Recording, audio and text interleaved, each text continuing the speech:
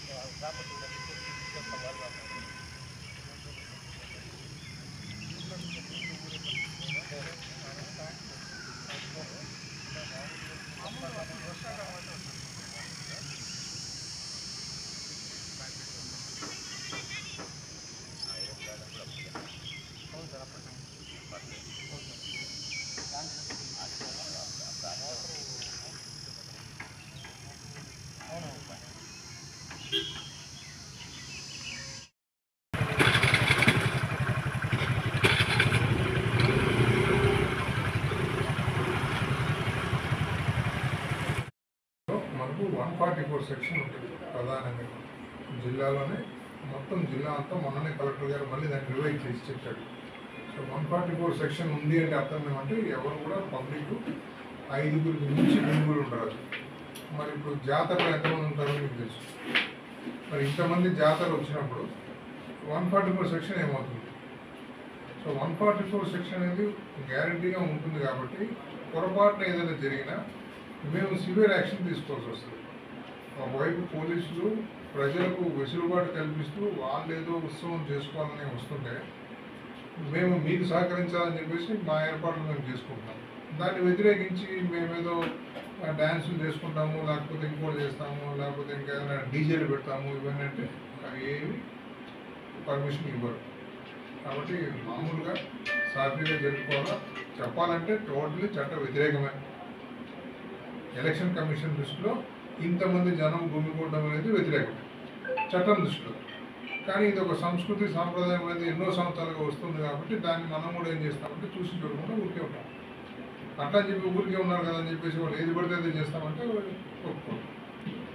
కాబట్టి ఎవరికైనా ఒకటే 144 సెక్షనే వర్తిస్తుంది జిల్లా మొత్తానికి. ఒక పలమనేరుకి ఒకటే కాదు. ఇప్పుడు గంగ జాతర పలమనేరులో జరుగుతుంది, అదే టైంలో చిత్తూరులో జరుగుతుంది, అదే టైంలో కుప్పంలో జరుగుతుంది, నగిరిలో కూడా జరుగుతుంది. మరి అన్నిటికీ ఒకటే రూలే ఉంటుంది. ఎస్పీ గారు కలెక్టర్ గారు క్లియర్గా చెప్పారు, బాబు ఎలాంటి ప్రొసెషన్స్ కానీ ఈ డీజేలు కానీ ఎక్కువ మైక్ సౌండ్స్ ఎక్కువ పెట్టేది చేయడం కానీ అట్లాంటివి టోటల్ ప్రొహిబిట్ చేశారు. సో క్రాకర్స్ అనేది అస్సలు అబ్సల్యూట్గా జీరో. ఎందుకంటే ప్రొసెషన్స్లో వాళ్ళు వెళ్ళినప్పుడు వాళ్ళకే అలౌ చేయలేదు. ఇదేదో మాకు ఆనవాయితీ ఉంది మేమేదో చేస్తాము అంటే ఒప్పుకోరు. సో క్రాకర్స్ అనేది టోటలీ బ్యాడ్. దాన్ని ఎవరు ఉపయోగించడానికి లేదు. తర్వాత ఏదైనా ఉంటే ఎలక్షన్ అయిపోయిన తర్వాత మళ్ళీ హ్యాపీగా రెండు సెలబ్రేట్ చేసుకోవచ్చు, కానీ ఎలక్షన్ టైం వరకు దయచేసి నటుగా చేయకూడదు. ఆల్రెడీ దీంట్లో ఈ టెంపుల్ దగ్గర ఆల్రెడీ ఎక్స్పీరియన్స్ ఇన్స్పెక్టర్ గారు గత 2-3 సందర్భాల్లో కూడా 2-3 సంవత్సరాలుగా ఈ ఉత్సవాన్ని ఆయన చేరుకున్నారు కాబట్టి ఆయన మీద మన ఎండోమెంట్స్ కమిటీ వాళ్ళు కానీ అట్లాగే ఇంతకుముందు చైర్మన్ కానీ ఈ సభ్యుల కమిటీ ఉంది కదా వాళ్ళందరికీ కూడా లోకల్ పోలీస్ మీద మంచి అభిప్రాయం ఉంది. ఎందుకని వాళ్ళ గతంలో చాలా సాఫీగా చేయించారు, పబ్లిక్కి ఎలాంటి ఇన్కన్వీనియన్స్ లేకుండా వాళ్ళు చాలా ఓపికగా దగ్గర నుండి చూపించారు. ఆ పోలీసు చర్య వల్లనే మేము హ్యాపీగా ఉన్నామని వాళ్ళే చెప్తున్నారు. కాబట్టి దానికి ఎలాంటి మళ్ళీ మాకు మాట రాకుండా పబ్లిక్ సహకరించడానికే పోలీసులు ఉంటారు. సో ఇక్కడేమి ఎవరు బయట నుంచి వచ్చే అల్లరి మూకలు కానీ లేకపోతే ఇంకోరు కానీ ఎవరు రారు, అంతా భక్తిభావంతోనే వస్తారు. నో డౌట్ కొంతమంది క్రిమినల్స్ వచ్చే అవకాశం ఉంటుంది, ఎవరు చిన్న చిన్న పిక్ పార్టర్స్ కానీ ఇంకేదైనా చైన్ స్నాచింగ్ కానీ. సో మన వాళ్ళకి కూడా మనం ఏం చెప్పాలంటే, సో పండగలప్పుడు మన వాళ్ళకి ఆడవాళ్ళకి ఎక్కడ లేని ఆశ, ఇంట్లో ఉన్నాయి మొత్తం దిగేసుకొని పెట్టుకొస్తారు. మా ఇంట్లో ఇవి ఉన్నాయి, నాకు వడ్డానం ఉంది, నాకు నగలు ఉంది, మా నాయన చేయించాడు, మా అత్త చేయించింది, మా తమ్ముడు చేయించారని ఇవన్నీ వేసుకొని ఎగ్జిబిషన్ చేస్తే ఎవరు జాగ్రత్తగా వాళ్ళు ఉండాలి. కానీ ఇవన్నీ మేము దిగేసుకొని వస్తాము మీరు చూడండి అంటే మినిమం ప్రతి ఒక్కరి బాధ్యత ఉంది. వాళ్ళు కూడా ఆ బాధ్యతని గుర్తిరిగి అయ్యా మనం కూడా జాగ్రత్తగా ఉండాలని వస్తే బాగుంటుంది. మేము అన్నీ ఇట్లా పరుచుకొని వస్తామంటే లాక్కొని పోకుండా చూడండి మేము చూస్తాం. టౌన్లో సీసీ కెమెరాలు ఉన్నాయి, మా స్పెషల్ పార్టీలు తిరుగుతాయి, అట్లాగే క్రైమ్ డిటెక్షన్ టీమ్ వాళ్ళు తిరుగుతారు సపరేట్గా, ట్రాఫిక్ కన్సైన్మెంట్ సపరేట్ ఉంటుంది, లా అండ్ ఆర్డర్ చూసే వాళ్ళు ఉంటారు, రోప్ పార్టీస్ ఉంటారు, యూజ్ ఫోర్స్ కూడా ఉంటుంది.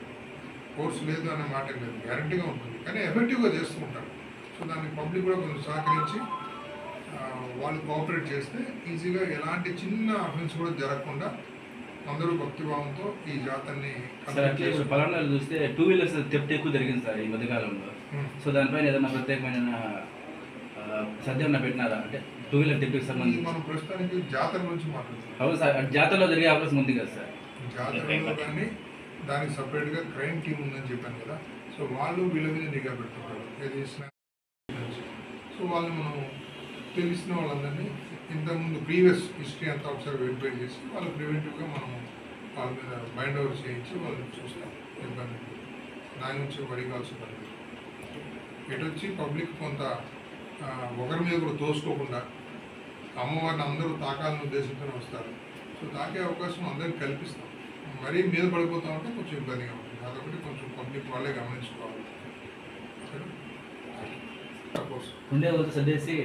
ఈ ఫోర్స్ ఎక్స్ట్రా చేసి ఈరోజు ఈ పరిస్థితికి వచ్చింది.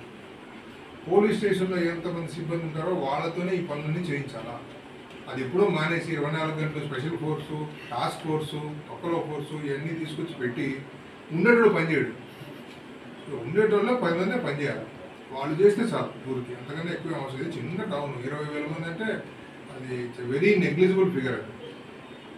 మనం మీరు చెప్పే ఫోర్స్ ఎప్పుడు కావాలంటే 1,00,000 దాటితే అప్పుడు దాని గురించి ఆలోచించాలి. 20,000 మంది 20,000 మంది ఒకేసారి ముక్కుమ్మడిగా రారు కదా. ఓ వీధిలో ఒక 2,000 మంది ఉంటారు, ఇంకో వీధిలో ఒక 2,000 మంది ఉంటారు, అన్నీ స్కాటర్ అయిపోయి ఉంటాయి ఎక్కడికక్కడ. ఓన్లీ జంక్షన్స్కి వచ్చినప్పుడే వీళ్ళందరూ వచ్చి అమ్మవారి విగ్రహాన్ని తాకాలని ప్రయత్నం చేస్తారు. సో అక్కడ మనం స్పెషల్గా రోప్ పార్టీస్ దాని చుట్టూరా స్నానం చేస్తూ ఉంటే అందరికీ తాకే అవకాశం వచ్చేట్టుగా ఏర్పాటు చేయాలి.